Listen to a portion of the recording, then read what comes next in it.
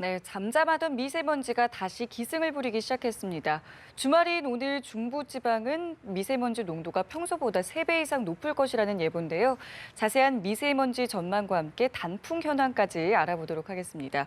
오늘 김재훈 기상전문기자 나와 있습니다. 안녕하세요. 안녕하세요. 네, 먼저 날씨부터 좀 알아보겠습니다.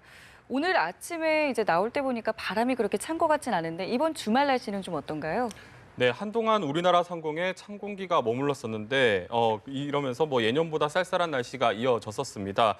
사실 온도만 보면 이번 주 그렇게 추운 수준은 아니었는데요. 아마 지난주까지 늦더위가 이어지면서 체감적으로 더 쌀쌀하게 느껴졌던 것 같습니다.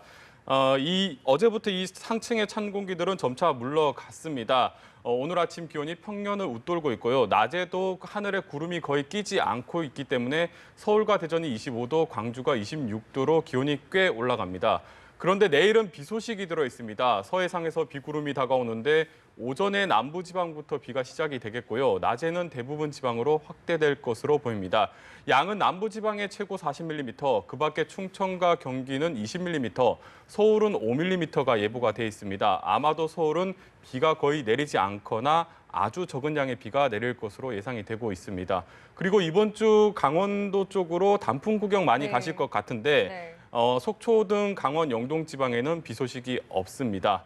네, 지난 주말 비가 그치고 난 뒤에 기온이 크게 떨어졌는데요. 이번에는 비가 그쳐도 쌀쌀해지지는 않을 전망입니다. 네.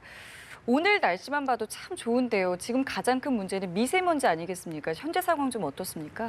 네, 가을 하면 청명한 하늘이 가장 먼저 떠올려지곤 하는데 언제부턴가 잿빛 하늘을 보는 날이 더 많은 것 같습니다.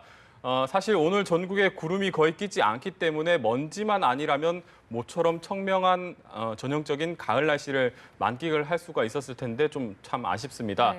먼저 이 먼지들은 어제부터 우리나라 공기 흐름이 정체가 되면서 국내에서 발생된 미세먼지들이 빠져나가지 못하고 있었고요. 여기에 중국에서 들어오는 오염물질까지 더해지면서 먼지 농도가 크게 오르고 있습니다.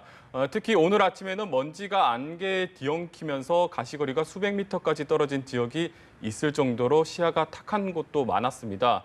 이 먼지들은 일단 오늘까지 우리나라 상공에 더 머물겠고요. 앞서 전해드린 대로 현재 우리나라 주변 공기 흐름이 원활하지 않기 때문에 먼지가 쉽게 해소되지가 않는 건데요.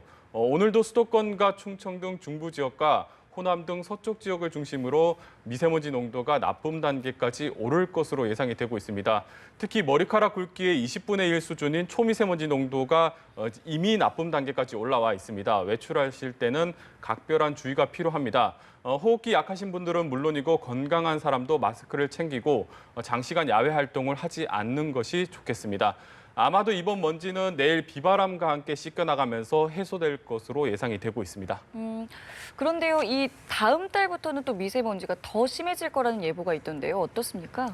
네, 우리나라의 미세먼지 농도가 높아지는 원인은 크게 두 가지 정도가 있습니다. 하나는 앞서 전해드린 대로 우리나라 대기가 정체가 되면서 국내에서 발생된 먼지가 쌓이는 것이고요. 두 번째로는 중국에서 스모그가 날아드는 경우입니다. 어제와 오늘은 이 두 가지가 좀 복합적으로 나타나고 있다고 이렇게 보시면 될 것 같습니다. 문제는 다음 달부터 중국 스모그가 대량으로 유입될 가능성이 높다는 것입니다. 11월부터는 중국이 대규모 난방을 시작하는데요. 아직 석탄 같은 연료를 많이 사용을 하고 있기 때문에 검댕 같은 오염물질이 상당히 많이 배출이 됩니다. 여기에 중국 공업 지역에서 나오는 오염물질하고 뒤섞이면서 심각한 스모그가 발생을 하는데 이 스모그들이 계절풍을 타고 우리나라로 넘어오는 겁니다. 사실 올해 초 미세먼지 원인을 두고 말이 참 많았습니다. 네, 경유차가 문제다. 심지어 고등어를 구울 때 미세먼지가 많이 발생을 한다. 이런 얘기가 있었는데 국내에서도 먼지가 발생하는 부분이 분명히 있겠지만 확실한 것은 고농도 먼지, 그러니까 주의보가 내려질 정도로 공기가 나빠지는 경우는 거의 대부분 중국에서 스모그가 넘어옵니다. 지금 그래프에서 나가고 있는데 그래프에서 나타나듯이 미세먼지 농도가 높은 계절이 11월에서 봄까지인데 대부분 이 시기가 중국에서 미세먼지가 집중적으로 날아오는 시기입니다. 일요일에는 먼지가 일부 해소가 되지만 현재 중국 베이징 부근에서 상당히 고농도 스모그가 발생을 하고 있거든요.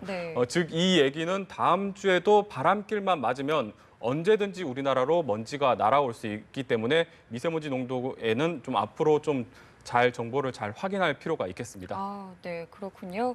자, 그리고 산들을 보면 요즘에 단풍이 이제 물들기 시작을 했는데요. 이번 주부터 이제 단풍 보러 산을 찾으시는 분들 많을 것 같은데 지금 단풍은 어디까지 좀 물들었나요? 네, 지난달 29일 설악산에서 첫 단풍이 시작된 이후에 갑자기 날씨가 쌀쌀해지면서 단풍 전선이 빠르게 남부 지방으로 내려가고 있습니다. 당초 올가을은 늦더위가 기승을 부리면서 예년보다는 단풍이 좀 늦게 시작될 수 있다, 뭐 이렇게 전망이 나왔었는데 네. 예상보다 기온이 크게 떨어지면서 단풍이 좀 빠르게 진행이 되고 있습니다. 기상청에 따르면 강원도 지역의 주요 산들은 모두 단풍이 시작이 됐고요.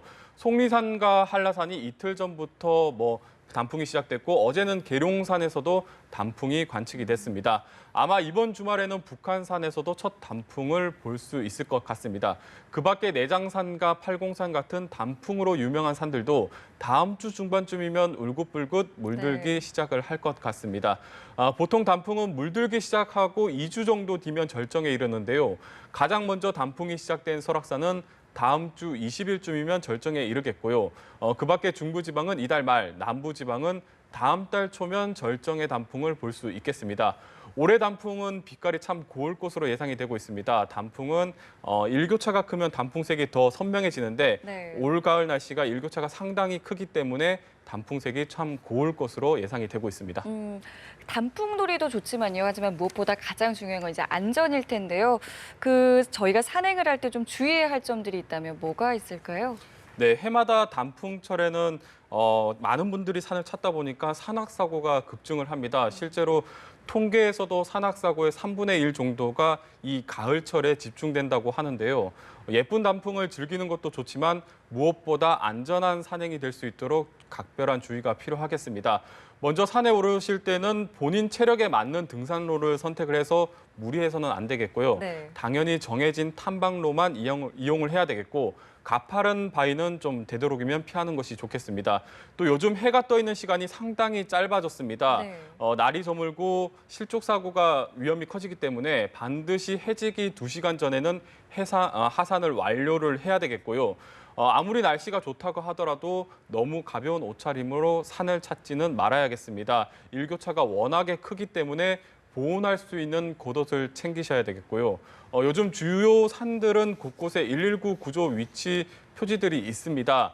산에 오르실 때 이 표지들이 어디에 있는지 좀 숙지를 해두신다면 만에라도 사고가 발생한다면 신속하게 대응을 할 수가 있습니다.